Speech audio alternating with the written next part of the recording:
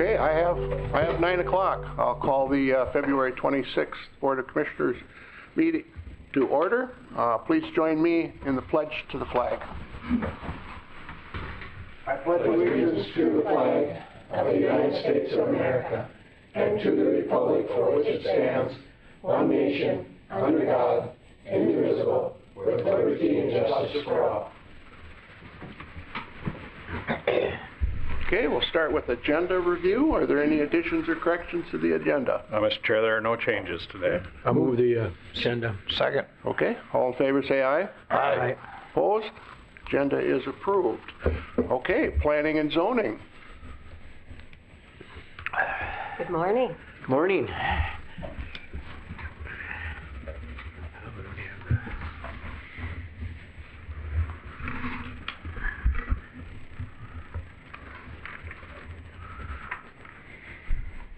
Go ahead. Thank you, Mr. Chairman. PC 03-19 is a request from Lisa and Stephen Minnie and Shane and Jennifer Van Ingen to vacate 2 unoccupied utility easements lying between lots 7 and 8 and lots 8 and 9 of Block 1 of the Hager subdivision. All the parcels are located in part of the northeast quarter of the southeast quarter of Section 35, Jamestown Township. The properties are zoned rural town site and are also within the Shoreland Overlay District of Madison Lake. Mr. Stubbs presented the staff report. The applicants were represented. During the discussion, it was indicated that the proposal will reduce the development density and will reduce runoff. Following the discussion, the Planning Commission voted unanimously to forward to the County Board a recommendation of approval based on the findings prepared by staff. Mr. Chairman and members of the Board, on February 11, 2019, an agent acting on behalf of the applicants submitted an application for review to the Technical Evaluation Panel. The application was for a vegetation and wetland alteration project at the base of the slope on the south side of these properties. This application was deemed incomplete and therefore not reviewed by the TEP panel. Considering this newly presented information and the findings used by the Planning Commission to support their recommendation, 2 conditions have been added to the resolution which supports the regulations required by the county's Shoreland Ordinance and the State Wetland Conservation Act, and the board action is the resolution. Okay, very good. Thank you. We'll open this up for public comment. Is there anyone in the audience that would like to speak to this? If so, come forward, state your name and address. Is there anyone in the audience that would like to speak to PC 03-19? Is there anyone in the audience that would like to speak to PC 03-19? If there's no one that wishes to speak to this, I'll close the public portion, bring it back to the board for board action. I'll move approval. Second. Okay, any discussion? If there's no discussion, all in favor say aye. Aye. Opposed? Carried. Thank you. Thank you, Mr. Chairman. PC 04-19 is a request from Lisa and Stephen Minnie and Shane and Jennifer Van Ingen for review and approval of the preliminary and final plats for the Van Ingen Minnie subdivision, a replat of lots 7 through 8 of Block 1 of the Hager subdivision. The proposed replat will take the existing 3 residential lots and convert them into 2 residential lots. The property is zoned rural town site and is located within the Shoreland Overlay District of Madison Lake, a recreational development lake as classified by the Minnesota DNR. The properties are located in part of the northeast quarter of the southeast quarter of Section 35, Jamestown Township. Mr. Stubbs presented the staff report. The applicants were represented. There was no public comment and little discussion by the Planning Commission. Following the discussion, the Planning Commission voted unanimously to forward to the County Board a recommendation of approval based on the findings prepared by staff. Mr. Chairman and members of the Board, the same information that I discussed previously, those similar conditions have been added to this resolution as well, and the Board action is the resolution. Very good. Thank you. Again, we will open this up for public comment. Is there anyone that would like to speak to PC 04-19? Is there anyone that would like to speak to PC 04-19? Anyone that would like to speak to this, please come forward. If not, I'll close the public portion of the meeting, bring it back to the board for action. Move to approve. Is there a second? Second. Okay, any discussion? If there's no discussion, all in favor say aye. Aye. Opposed? Motion is carried. Okay, PC 05-19 is a request from Doug and Denise Nino for review and approval of a request to transfer the residential development right from the southwest quarter of the southeast quarter of Section 7 to the southeast quarter of the southwest quarter of Section 7, Mapleton Township. The properties are in the agricultural and conservation zone districts. Mr. Rolfing presented the staff report. Mr. Leary indicated the applicants would not be present due to road conditions and weather. There was a brief discussion of potential wetlands on site. Following the discussion, the Planning Commission voted unanimously to forward to the County Board a recommendation of approval based on the findings prepared by staff. The board action is the resolution. Okay, very good. We will open this up for public comment. Is there anyone in the audience that would like to speak to PC 05-19? Anyone that would like to speak to PC 05-19? Is there anyone that would like to speak to PC 05-19? If there's no public comment, I'll close the public comment portion and bring it back to the board for action. Move approval. Second. Okay, is there any discussion? If there's no discussion, all in favor say aye. Aye. Opposed? It's carried. Anything else? No, sir. Great, thank you for being here. Thank you. Thanks for all your work, folks. It made everything better by these two. It really did.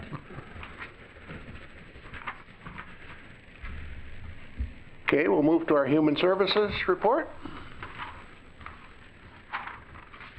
Morning, Phil. Hi, Phil. Good morning, Phil. There hasn't been any extra to your program. It's always just you. We don't have a, the Human Services Once we Committee. went to quarterly advisory Yeah. meetings. I don't see them as much. That's right. Those are working out pretty well though, correct? They really are. We're Good. trying to go a little more in-depth into topics, show our budget, public health issues, some more topical. So yeah, so far so good. Sure. Mr. Chair and Commissioners, I have several action items I'd like to bring before you today. They're in sections, and the first section is on supportive housing, and there's two items under supportive housing. Hearth Connections, this is our provider contract. I believe the whole board is aware that we provide a supportive housing team to 8-county area. The counties are listed in the narrative. The amount for this renewal contract for 2019 is $423,142. This represents a 2.6% reduction to last year, and that's really just because we've performed better in our revenues. So they look at that whole picture and say, how much money did we give you? How much were you able to bring back in revenues? And because of that, we saw a slight reduction. And then the term of this contract is January 1st of 19 through December 31st of 19. The second item is related. This is our overarching agreement to access housing and rental assistance funds provided by the Supportive Housing Program. So these are the dollars that we're able to push out to the community, to people that need housing supports, security.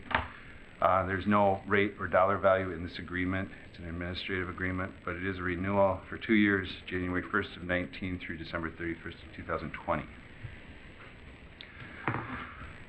Let's see, several other issues to bring before you.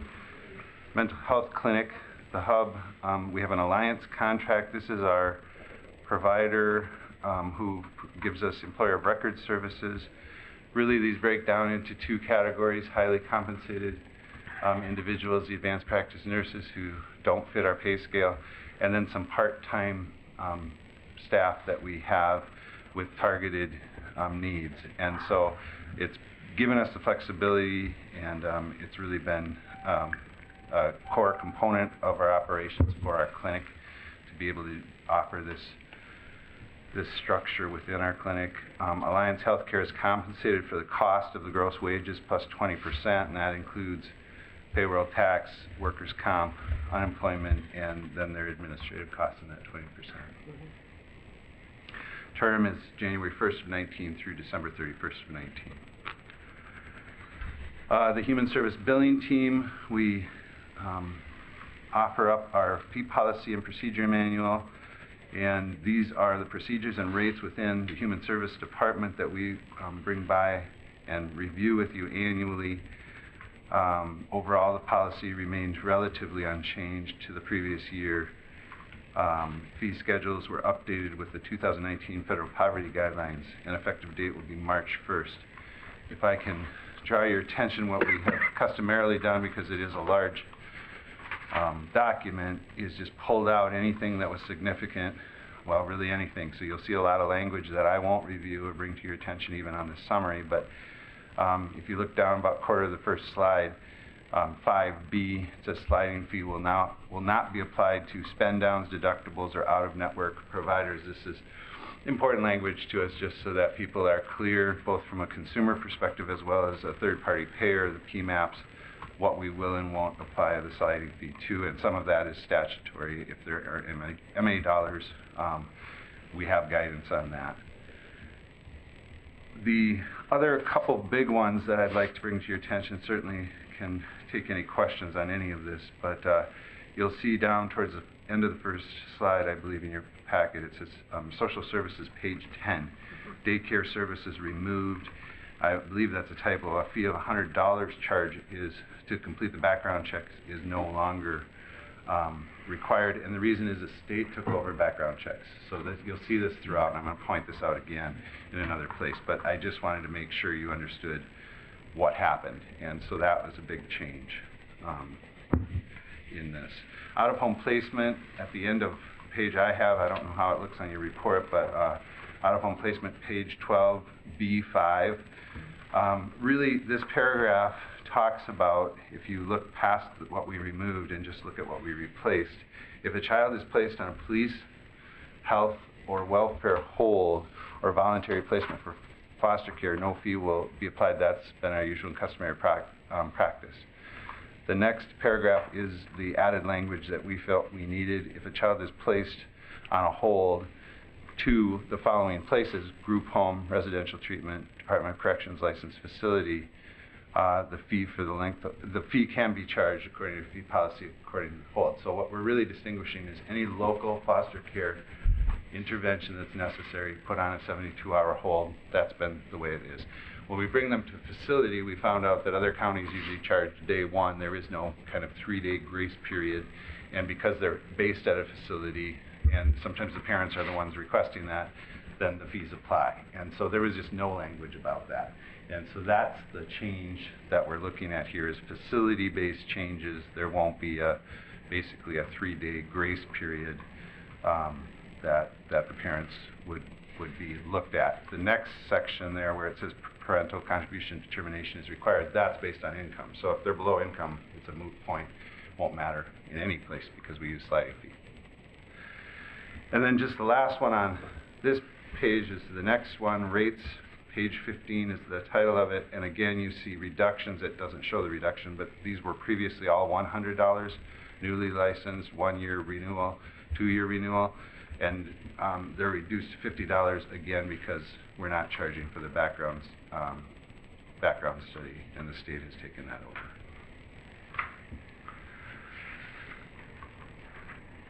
Mr. Chair, I know that's a lot of information on that. If I can maybe just present the last 2 items and see if there's questions, if that's okay. There's questions, yeah, we can. Yeah. The next item under public health is our MTRAC immunization record and our Joint Powers Board agreement with Brown, LeSueur, Nicollet, Waseca, and Watonwan to protect citizens through age-appropriate immunizations, to reduce the occurrence of vaccine-preventable disease. We use the MIC system, an acronym, Minnesota Immunization Information Connection, is the hub that the state provides, and then they ask us all to have immunization registries like ours.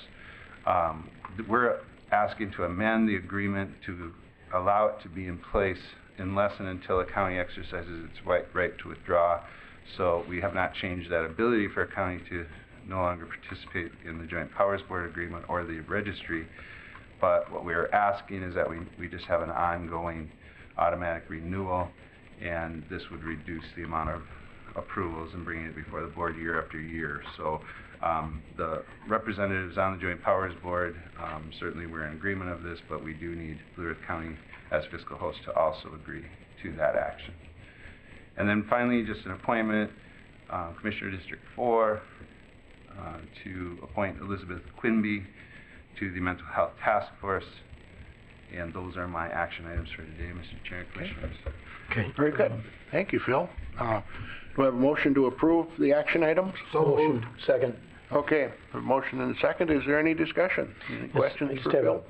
Mr. Chair, I just have a couple questions, or more of a, can you give an overview a little bit on the Hearth Connection, what the provider services are for housing or supportive housing? Yeah, so most of those funds go to support staff and the team, and then our staff are deployed out to the participating counties, and then we're part of a more major hub, so like Olmsted and others that also have similar services. So we both administrate some of the Hearth Connection relationship, but we also are a vendor who provide the direct service. So the Andy Ellisons, the Julies, those people are paid through these resources, and then some of our staff are deployed out to the other counties who don't have the volume that Blue Earth County has, and so it's more on a case-by-case basis. Okay. And do they, kind of things do they actually deal with then? So they're really case managers, and I think especially with this population, you know, Mr. Commissioner, how important it is to get safe and secure housing. That seems to be the gateway to stability. And so I support that with my whole heart, and I know the board has been long-standing in support of such, you know, kind of proactive and innovative interventions. So we have done that. What you need is the support services that wrap around these individuals. You can get a safe place over their head, but they usually present with a lot of issues, mental health, chemical health, poverty, things like that. And so to hook them up to community resources, to help with transportation, coordination, all the kind of standard case management functions is what that team would provide to them. In addition, and that's that second item, where there's rental subsidies that come. And so there's that complexity of both trying to make sure their housing is secure and that their paperwork is in place so they can receive rental assistance, and then also to support them naturally with human supports to get them networked into whatever needs they are. So. Okay. I just wanted to... Okay. Any other questions for Phil? Phil, I heard that they're having a harder and harder time to find housing. Is that getting better or worse, or? I think, you know, as you all know, that our housing stock in Mankato is tough, and mostly because of the college, and those are pretty competitive apartment-like settings for college students as well as people that might be in a place where they're looking for very low rentals. And so, yes, I think the problem has probably gotten worse with our growth.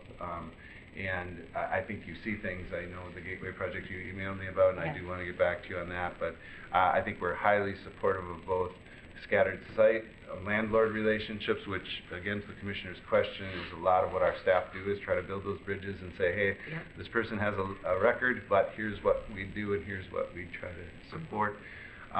And then also the bigger scale projects that really target that low-income housing need. And I like the, you know, kind of the construct of what they're doing, because it's not, you know, the whole Olmsted issue is not to group people together based on their diagnosis or on their disability. And I really think those projects, as we've met with those people, it's very clear that they're getting away from that and saying anyone can live here, but it also is a low-income place that services are available, often on-site. And so I think that model is a great model for our community. And we're clearly growing into that kind of mini metro kind of feel, and I think we need to look at those bigger projects alongside the scattered sites and the relationship with the landlords. Yeah. Well, I think the really positive thing is that the new Commissioner of Housing used to work with us when at Hearth Connections when we were the pilot. Absolutely. So I think there's some great opportunities there.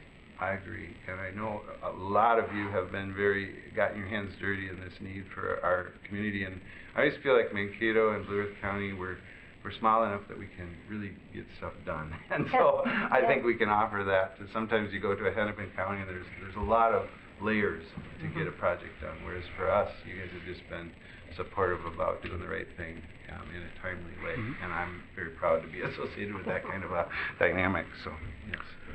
Okay, any Mr. more Chair? discussion? Thank you. I just, maybe one question. I don't know if the Joint Powers Board for MTRAC talked about how they will go about reviewing the Joint Powers Board agreement, just because we don't want it to get stale. Right. So I understand trying to streamline it by not bringing it to the board every year, but there should be some review process. Right. And so I don't know if they've talked about how they plan to do Right, that. so I am your representative on that Joint Powers Board, and I can say that we talk about it quite often, and some of that has been change of some of the membership over time. So every time something like that occurs, I think there's a hard look at this issue, so that's a natural check. But then annually, we also do that as part of the Joint Powers Board minutes, so I think we'd see that.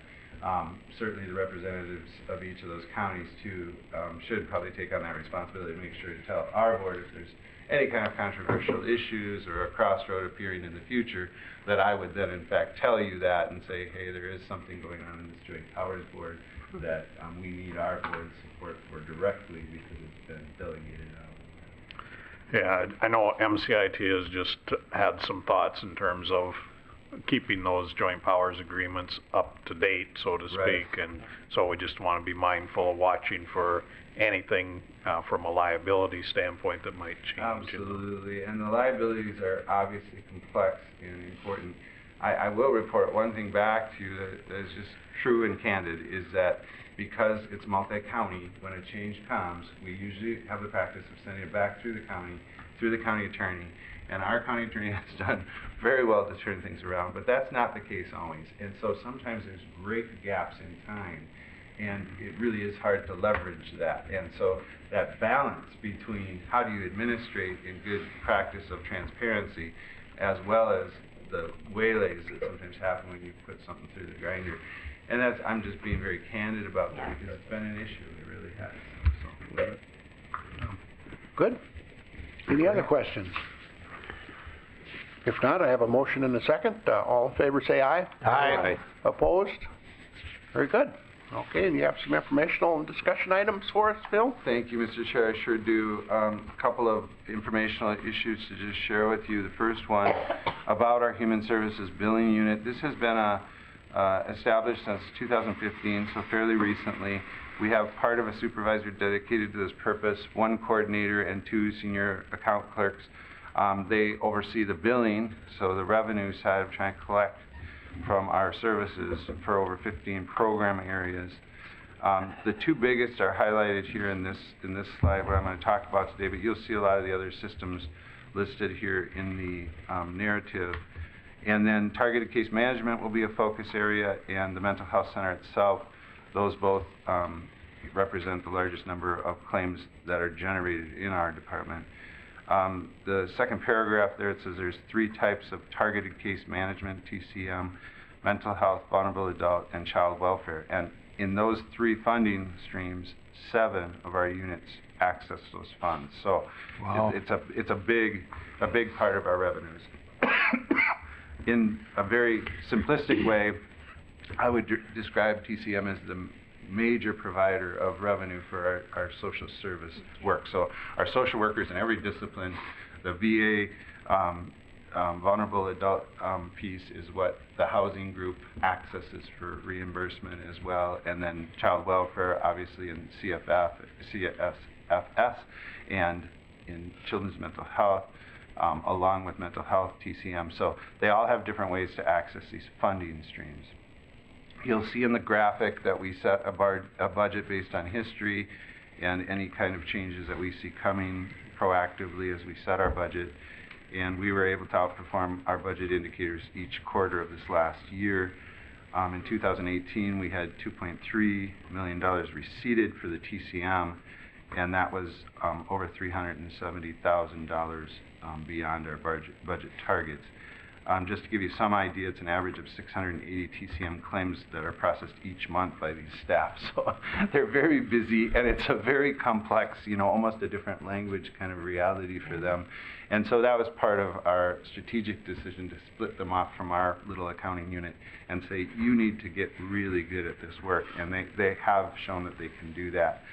The second piece is another example of that. The billing unit's knowledge of billing insurances for medical claims has grown. We've all experienced that probably ourselves as we go to the doctor and you get some billing statement that isn't in English and it's a gibberish language of codes. That's the world they live in. 35 different insurance companies with unique filing requirements and codes for each of those. So I will get my little lick in there that the standardization across providers is not there. They all have their own audit tracks. They all audit differently. They have different requirements, different forms. If we could ever standardize even that piece of healthcare, we would save a lot of effort from these good folks here. I'm very proud of this statistic. 99% of the claims were paid the first time, less than a 1% denial rate. That's outstanding. And they billed over $900,000 for our clinic. You'll see the trend line then in the graphic year over year, an improvement. And here an average of 327 claims are filed per week. So the volume is really high and it's very complex work. Very proud to be associated with this work. Obviously, the board has hired people that know how to speak the language and have gotten quite technically proficient at this work. So it's a really good story. Wow. And the second part, Mr. Chair, Commissioners, just detox to give you some show of how we're doing in detoxification services. It includes some transportation costs, a contract that we have with the City of Mankato, and some cost analysis at the end. The first graphic just shows year over year the amount of gross expenditures. You'll see in 2016 is when we started the Yellow Line project, and so for the past 2 years, we've been stable in reducing that. I can say that, and the board knows this, Commissioner Purvis knows this, that we haven't really made any direct target as far as reducing detox. It's just the efficiency that we've found in trying to work with law enforcement and make better decisions. I think it does represent some of those folks that go into detox time and time again, and we've tried different strategies. Most of those involve our housing strategies and try to take them out of that pattern and say, how about we stabilize this whole thing rather than using detox as kind of an ongoing revolving door in itself. So we've continued to work with Chris at Detox and build some workflows between the Yellow Line and Detox, and that's been real recent with some good success. Just another piece of information on the second slide, you'll see the $406,000 of our total cost, and then a breakout in that second bar graph of the amount of recoveries we're able to get. This has flopped back and forth over the years some, but currently Detox chases any third-party insurance that's available, so they would try to recover that excuse me, before they bill us. If they're unsuccessful, we kind of take whatever's left, if that's pending or if it didn't work or if we have to go directly to the client, and then our billing team and accounting would do the follow-up work to try to recover either from the client or from a third party if that hadn't been done. So it's kind of a handoff situation. But you see $150,000 of recovery too, so it's good. Yeah. That's pretty high. That's a pretty good percentage of It actually of the insurance right. that's paying for. I mean, the 406,000 is amazing, but when you think that it was up over 500,000 just a few years ago, absolutely. That's a huge. I mean, you're figuring a savings of $100,000 over a course of 3 years. That's right. That's made a big difference. The Yellow Line project has. And of course the work of you and all the jail folks and all the police officers that have worked including with this, but real plus. It looks good. Thank you. Appreciate that. Yeah, that includes fees that are paid, and a lot of times, we have both what we call the acute side, the students that get charged with underage consumption or public drunkenness or disorderly conduct or whatever it might be related to, chemical use. Usually up at MSU, and then we have these chronic folks that also use detox as heavy users too, and then a bunch of folks in between. But the fees from the client are included in that $150,000 along with any third parties. I will say the trend, just to let the board know that this is a hot topic, is for insurance companies to kind of, for a while Blue Cross came in and was paying pretty well as a third party payer, and then they decided they weren't going to do that. Now, what's pending in this chemical health reform that is a very big platform issue for the Department of Human Services is they are looking at bringing medical detox into the MA service set. So it's always been county dollars. And so for people that need medical detox, that there would be a stable funding stream for that population would really help our levy pressures that we've felt over the years in our community. So that's hopeful if it all goes according to plan, and so we're excited about that, and that might really offset some of this trend of insurance companies saying we're not going to pay for detox at all. So it's, does mom and dad pay out of pocket? Does the student pay out of pocket? Does that chronic person that doesn't have much resource have to pay a portion of whatever the bill might be? Or does levy cover it, which has been the historical story of detox? Thank you. Thank So, you. Just a question, Go ahead. Mr. Chair.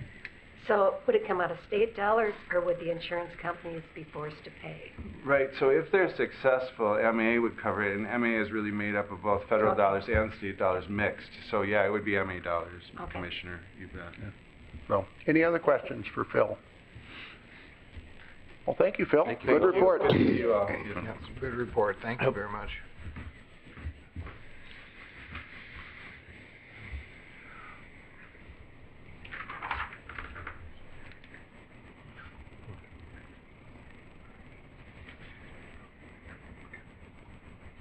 County Attorney's report.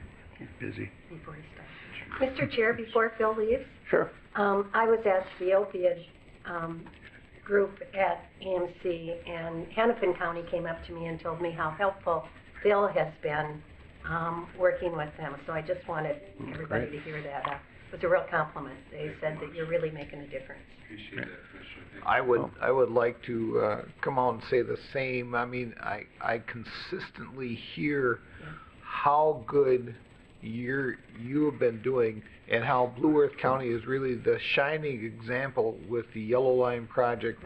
I heard it throughout the legislative meeting, and I consistently hear that throughout meetings. So thank you so much for really putting Blue Earth County on the map, because you really have. I mean, not only here in the state of Minnesota, but also NACO and federal. You really made us look good, so thank you for all your work. You've done awesome. And make sure that everybody, including, gets that, because we know it's not just one person, it's a group of many, and I appreciate that. I know Colleen appreciates that. We just really appreciate the work you've done. I appreciate that. I was just whispering with Pat about some pieces of housing and Yellow Line, and we're very active in that with his agency. And you're right, Commissioner, it's all about those bridges that have been built. So I think in some ways, and you know this too, you're figurehead, and you're the one up front reporting to your board, but I represent those people absolutely in law enforcement. You know, they're my friends now, and I didn't know them that well. And that's the really important infrastructure piece of leadership in our community. So you guys opened the door and let it happen, and I feel like every piece of that administratively, from Bob to Pat, just allowing this thing to take shape, and it's created some really good momentum. But it's big. Nobody owns it. It's bigger than any one person now. So that's, We appreciate it. Well, yeah. it's my understanding that the Yellow Line project is being used as a model throughout the state for other counties too, so. That's right. We do have some, we do have some movement too, just on the possibility, and I should just tell you that there would be a formal expansion. There's about a half a dozen counties, Commissioner, that are interested in doing something like the Yellow Line, and that's exactly what we wanted, is customize the idea, the concept. It's not going to be a cookie cutter per se, but share what we've learned so that they have a place to start. And I know Senator Rosen is interested in looking at, we're not at the front end of this, but another pilot that would formally expand that with dollars attached so that counties could stand it up and the rates could be tested for sustainability. We are living on, as Commissioner Schoenberg said, some savings of detox and savings of state hospital costs, and that's how we're really applying our staff. But if we could get a revenue source really going here is really our hope, and so that's pending, and there might be a pilot that comes this way too, and I just didn't want you guys to hear that from anybody but me, that if that takes shape, that it's Great. It's Well, my thank you. understanding that the juvenile crisis center that's being built up there is going to make a big effect. How will that help the Yellow Line project and the county in the whole? Right. You know, that, I guess, how will that help? Yeah, you know, the interesting thing about the juvie side of this equation is we certainly have not targeted that, which I think the board is aware of, as Yellow Line has been for the adult population. But I would just answer your question from my purposes of what is an adult. In this day and age, from an insurance perspective, they can say on their parents' insurance until age 26. So I would probably respond that way, is that you know, young adult and teen age person who has chemical issues, or that's a lot of times where the mental health issues that are more significant, like bipolar schizophrenia, show up, you know, after 18 years old, often in college, and it's really a scary thing. People don't like to talk about it, but that's usually where it buds out and you see it. And because of that, I think we have to, what I keep saying is, have our act together. We have to be ready for when one of those individuals goes into a crisis, that we're not thrown back on our heels in a crisis. So I think that crisis center thing like ours, to be able to help those folks secure the situation, stabilize it, explain, educate what's going on. Absolutely proactive, and I like that. I like that approach. Thank you so much. Thank you all. Thanks again, Phil. I just want to say I can't agree with Phil more, because actually we're dealing with just exactly that case right now with one of those young people. Okay. Great. Tough stuff. Okay. Well, that brings us to the county attorney's year-end report. Pat? Thank you, Mr. Chair, Commissioners. Simply don't want to read you the information. I provided the information for you, and I would be more than happy to field any questions. As you see, you know, not only do we take care of the core business type of issues on a daily basis, but we're still continuing to try to be proactive in many of these areas, and with the Veterans Court, the Drug Court, the Family Dependency Treatment Court, with all the juvenile programs and whatnot. We're working with corrections right now to expand the rollout on the truancy, to have more diversion in that area. That program has been very well received by the school districts. You know, a couple of years ago, we expanded that at their request to the middle schools, and it's been very helpful to make sure that we keep kids in school, and so they graduate to become productive members of society. But if you have any specific questions, I would be more than happy to do my best to answer them. Okay. Any questions for Pat? Go Mr. ahead, Chair? please.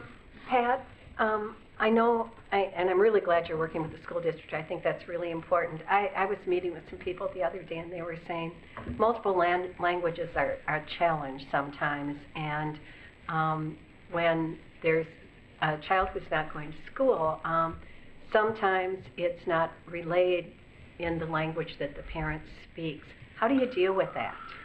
We primarily rely on the school district, because District 77, last time I looked, there are 41 different languages spoken in District 77. So we have the language line available to us. The school district has been very good about addressing those issues and needs, because they have to deal with them on a daily basis. One of the people that took over 2 years ago, I forget the individual that retired, but Scott Hare just received an award. He's been very proactive and very productive in those areas in dealing with these issues, because it's something that we deal with on a daily basis. Yeah, I know it's a challenge, and you know, the kid says, "Hey, everything's fine." Right. Right. Thanks. Any other questions for Pat? Okay. Thank you for Pat. your report. Thank you, I Pat. enjoyed the detail of your report, Yep. Pat. So thanks. As always. That was quick. Okay, we'll move on to administrative services. Well, Mr. Chair and Commissioners, the first item is the county board minutes from February 12th. Move to approve. Second? Any discussion? All in favor, say aye. Aye. Opposed? Minutes are approved. Next are the bills for the 2 weeks indicated.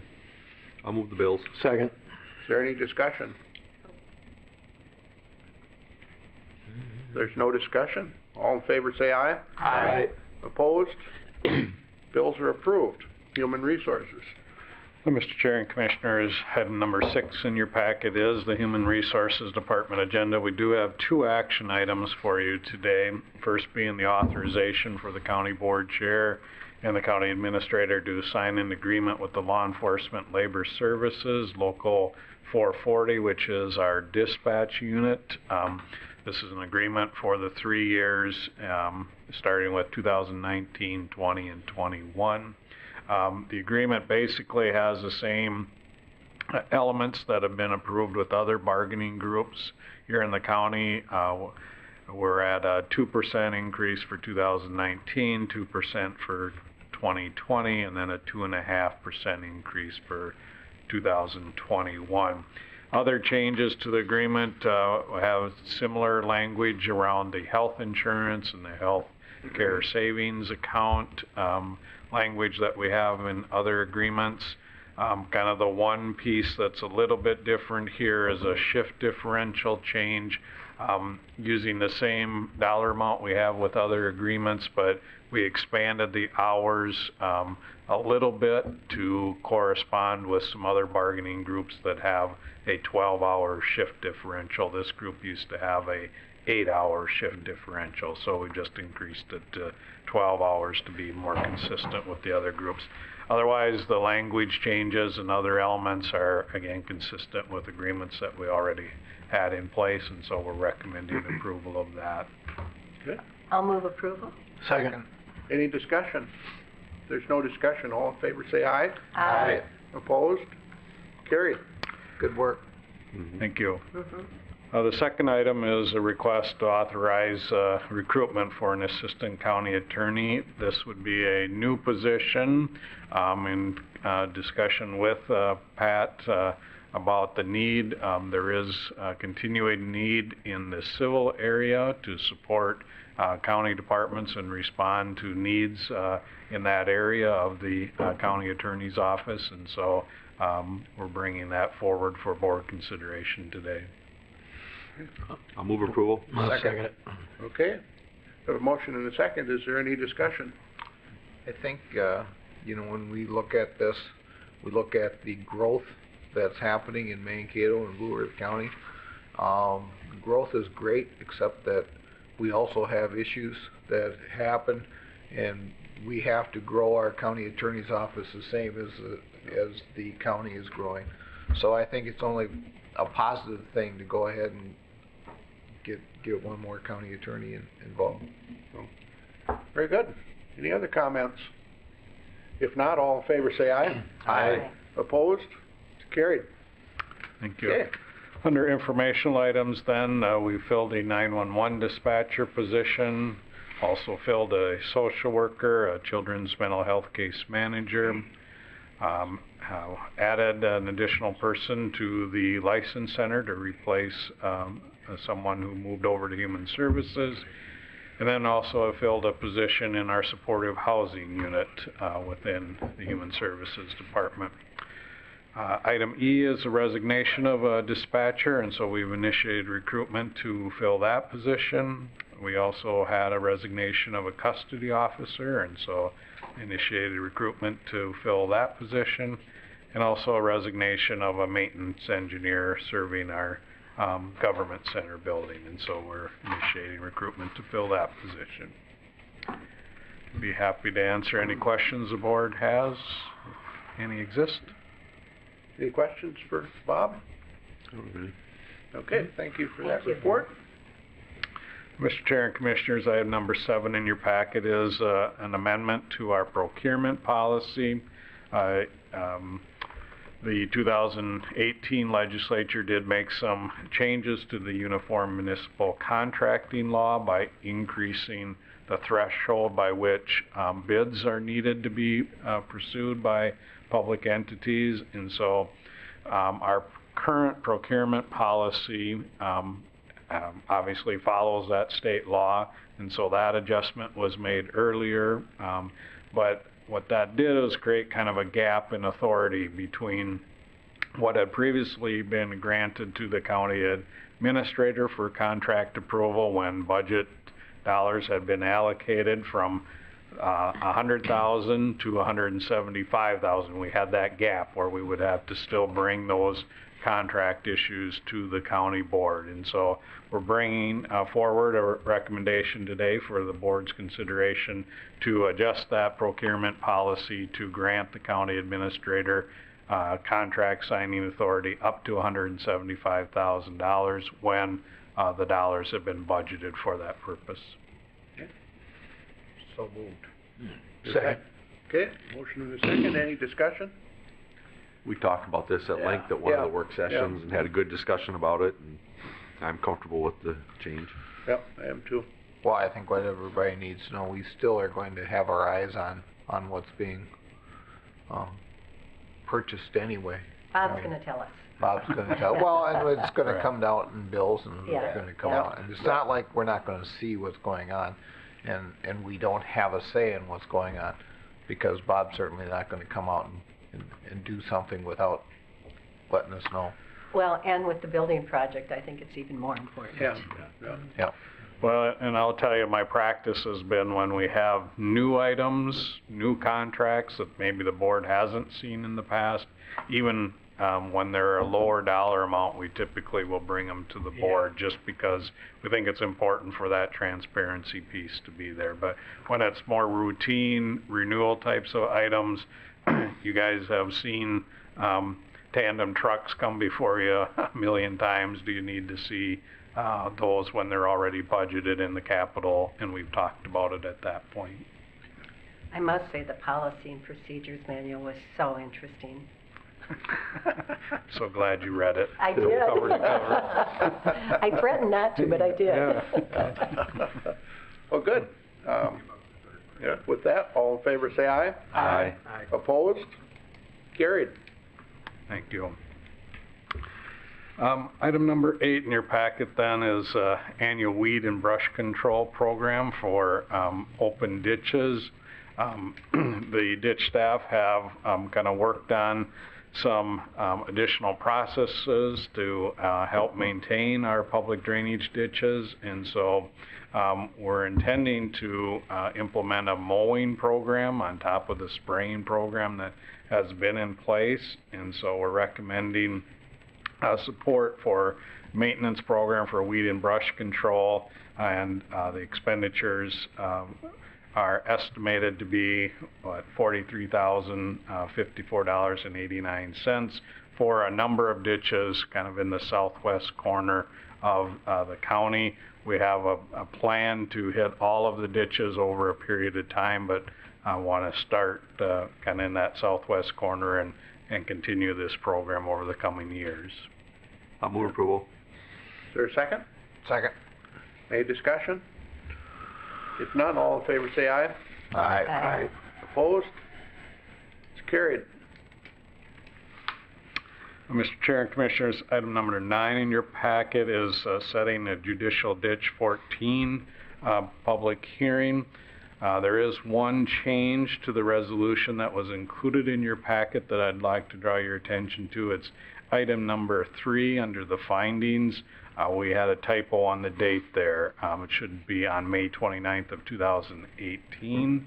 And so we have provided you with revised resolution documents in hard copy that should be at your stations there. But this particular request is to set a hearing on the preliminary survey at the March 26, 2019 board meeting here at 9 a.m. in the Commissioner's room.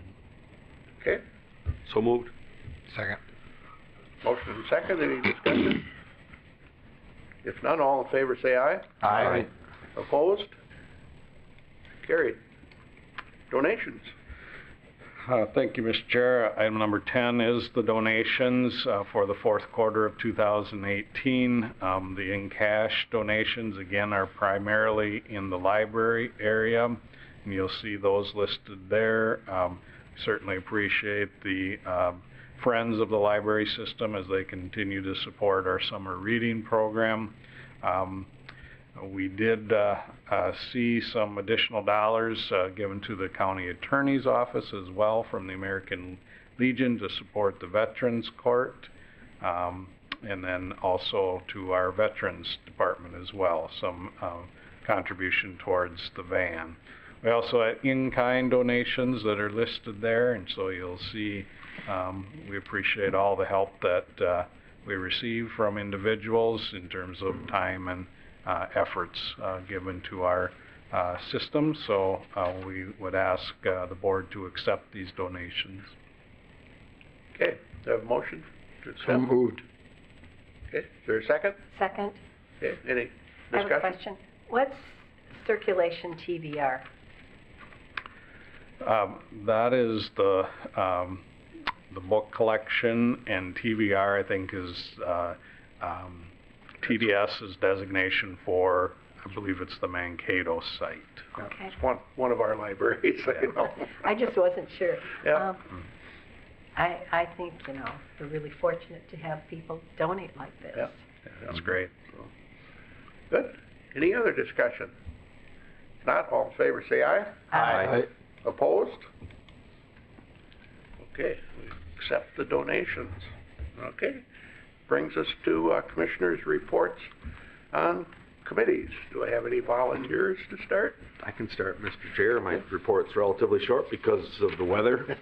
Had several meetings that were canceled, so after our last board meeting, I started out with a joint judicial meeting 15 that we met here with LeSueur County, had some business to take care of and got that done. And then while all of you were up at AMC, I was up at MICA just down the street from you. I had a good report from Keith Carlson, the director up there, and they're getting things ready to go and are already entrenched in the lobbying up there, and they got a new person to take care of the public safety portion, which they'll be sharing with AMC again. But Yeah. great. Okay. I don't remember the name, I apologize. But they'll be starting next month at our MICA meeting, Mark, so we should see them at our MICA meeting. And then I was at an Eagle Lake Planning and Zoning meeting the other night, not so much as a commissioner, but the test track that they were trying to put in Lime Township, they've decided to move it, or possibly move it over by Eagle Lake, just on the north side of Highway 14 there. And so they had a big meeting with the Planning and Zoning and the council. Got to hear the presentation from the person that's trying to put this test track in, and conversation went very well. I think they've got some challenges with the wetlands and some other issues, but if it won't be an issue for us to deal with as a county because they're not requesting it to be a conditional use permit in the rural area, they are going to annex it into the city, then the city would have the jurisdiction over the planning and zoning. Wow. And if they were going to try to do it with the planning and zoning rules and regulations we have in place in Blue Earth County, part of it's in a shoreline district, and a test track is not allowed in a shoreline district. So most of the site is in that area, so it wouldn't even be allowed and wouldn't even be a conditional use permit. But if it was in an ag district, it would be an allowable use, but they're going to have condos around it with apartments on top and garages on the bottom. So even if it was allowed in the ag district with 47 condos around it, it'd be problematic. So it needs to be annexed to the city and have city services somewhere because it just won't fit in the ag district in the rural area. And then I had a couple meetings yesterday, but they were canceled, and other than dealing with snow removal issues in the county and on our county roads, fielding questions for those, I've had a pretty quiet couple weeks, Mr. Chair. Yeah. Colleen? Okay, one thing I wanted to pass around is A Million Cups, which is an entrepreneur group that gets together. They've got a consulting cafe. It's free, and so if you're thinking about marketing, social media, business planning, strategy, legal, finances, bookkeeping, and accounting, February 9th, March 9th, April 13th, May 11th, you can go down to, I still call it the university downtown, it's the old Hubbard building, and they'll have people work with you for free. Wow. Nice. So I think it's a really positive thing. That's wonderful. Yeah. Who heads that up? Yvonne. Yvonne? Carrick, Okay. yeah. Oh, nice. Well, So it's a real plus, I think, for businesses Yeah. and entrepreneurs. That's great. Most of us were at the AMC Legislative Conference. The opiates, I sat in on the opiates group, the Rural Caucus. Vance did a great job with transportation, and I'll let him talk about that. We had a meeting for new commissioners, which is always interesting just to talk about what they're doing in their, on their boards, questions, that kind of thing. And we met with Representative Brandt, Representative Considine, Senator Frentz, and Rosen, and I thought had really good response, and we're lucky that they're always willing to meet with us and have good discussions on the issues that are important to Blue Earth County. That was last week. This week, last week I guess it was, I'm on the AMC Futures Committee, and so it was all about emergency response and the importance of drones in finding people who are lost, looking for various things. It's, you know, much safer to have a drone going across as opposed to licensed officer going in someplace. So it was really interesting. They showed us, you know, how the drones work, what they found. So I asked the sheriff if we had any drones. And he said, I know the answer to that. Which I think is really positive, and they're going to share it with taxpayer services, which makes great good sense to me. So as I said, you're still ahead of the game. So Might be a little drainage work in there too. I think a lot of drainage work, but that makes sense. Yeah. And that, so it was all about emergency response, community response. What's your plan look like? What plans are out there that you could borrow from to make your plan better? It was extremely interesting. And the speaker we had later that night was Patrice Kunesh, who is in charge of Indian country at the Federal Reserve. And so she talked about the history of the natives and also what they're trying to do at the Federal Reserve. And one of the things that they're really focusing on is how do you use the private sector in Indian country, and because there isn't much of that going on right now. So it was extremely interesting. Also, the next day I had SHAC, State Community Health Advisory Committee, where we had 2 hours on tribal sovereignty, which I had had a lot of it the night before, but it was important, and I know the governor has said that every one of his commissioners will have a section on tribal sovereignty, no matter which commissioner you are. So very interesting. New work plan, and I'll share that with all of you technologically. It's certainly nothing that I need to go through. And what are the priority issues right now for the state health department? So good stuff. I'm done. Very good. Thank you. Thank you. Vance? Sure. Well, after our last board meeting, I headed up to the legislative conference. I had a transportation funding meeting that evening, on Tuesday evening, trying to get our heads together with the new transportation budget and everything. So that was an interesting meeting, and I think the main focus that we came out with counties, county commissioners, county engineers, with the total budget, what we are behind is $1.1 to $1.5 billion a year. So,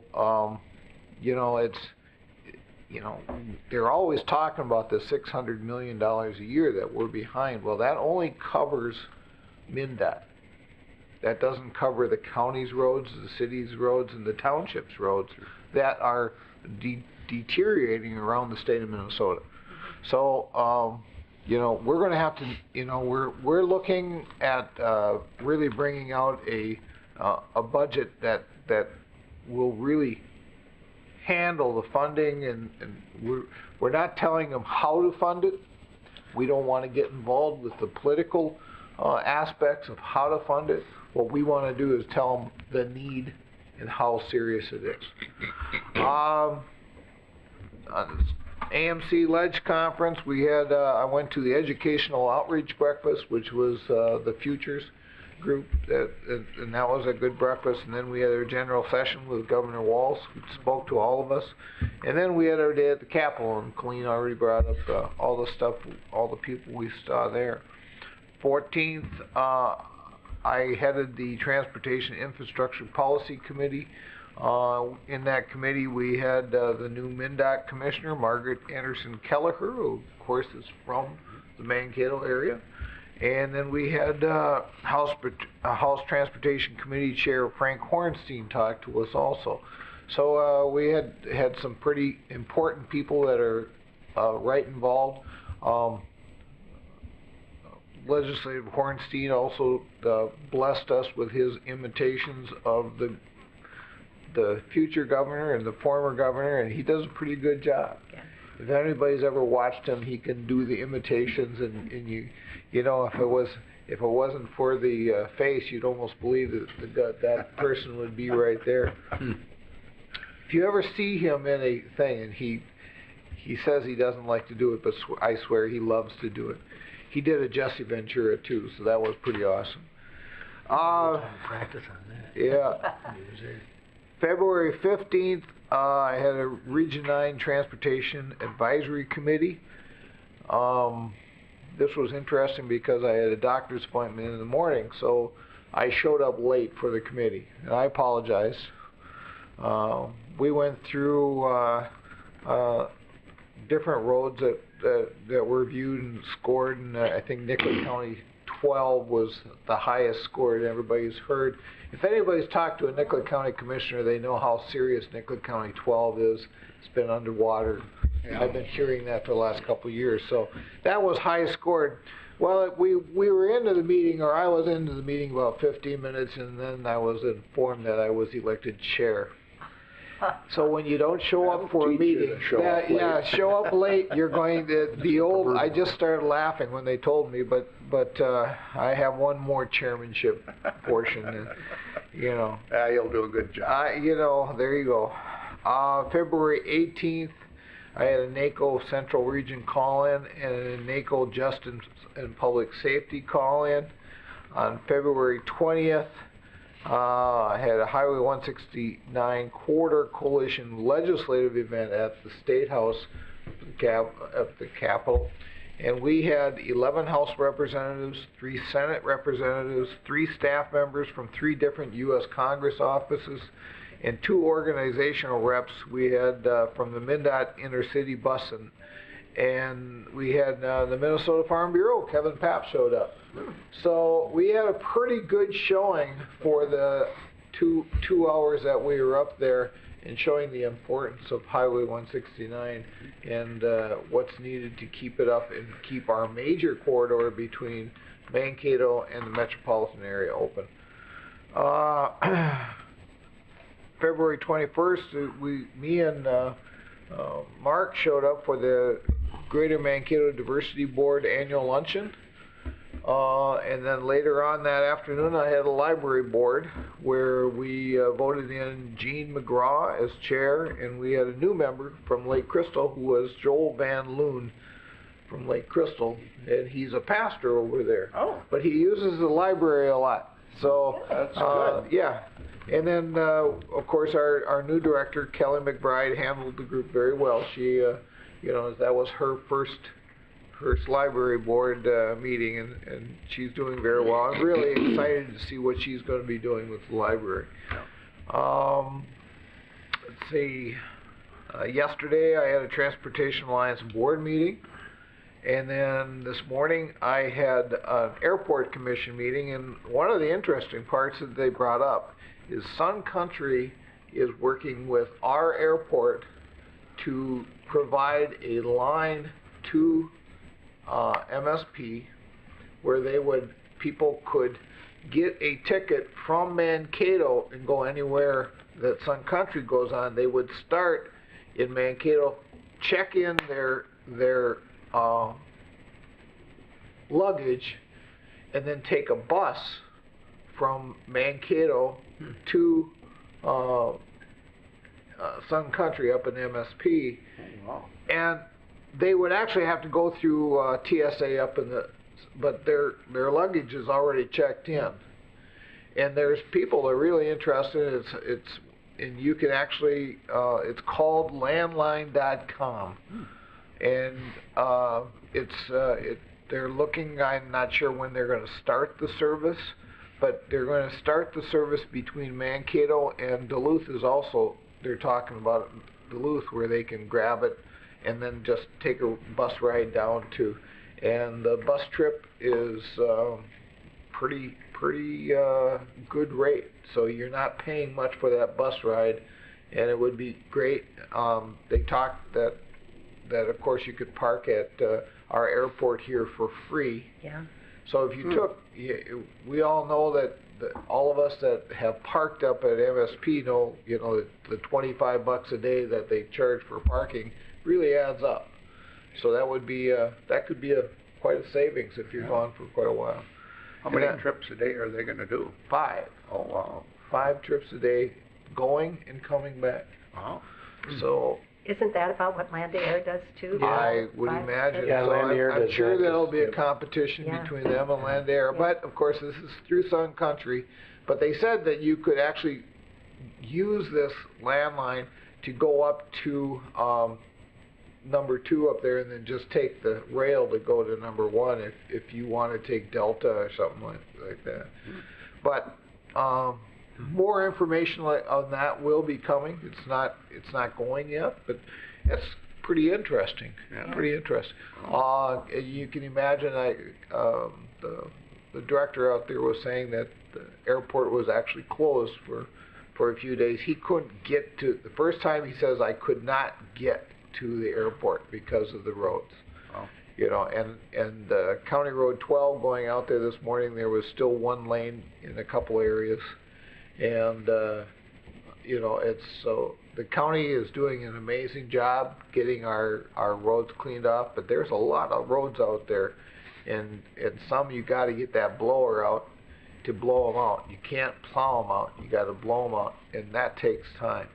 That takes a lot of time. So, that's the end of mine. I'm sorry it took so long. Oh, that's fine. Okay, Mark.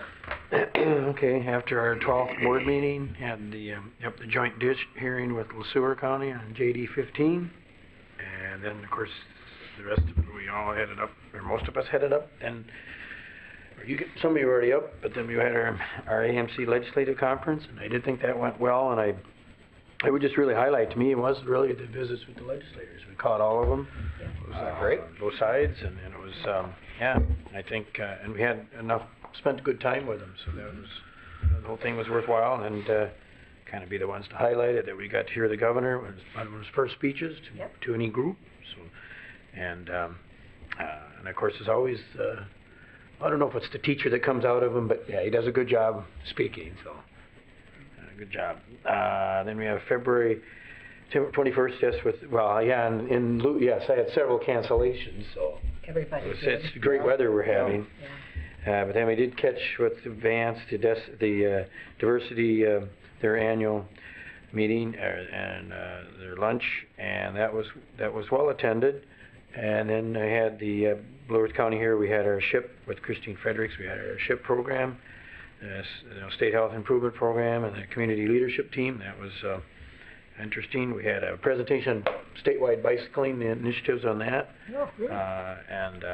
The gal had spent over an hour on that, and that was, that's why we have the dotted lines. Does Blue Earth County get kudos on that one, or? I don't know if Lure so much, maybe the city of Mankato, I think they would take the kudos, but yeah. But it's, Even though most of the trails are in Blue Earth County. Yeah.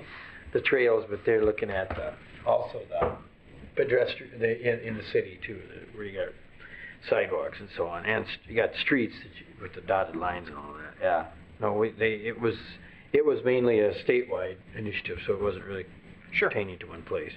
Then of course Saturday, weather held off, and so we did have a Pedal Past Poverty, our signature fundraising event for Partners for Affordable Housing, and did raise a little over $70,000, which was good.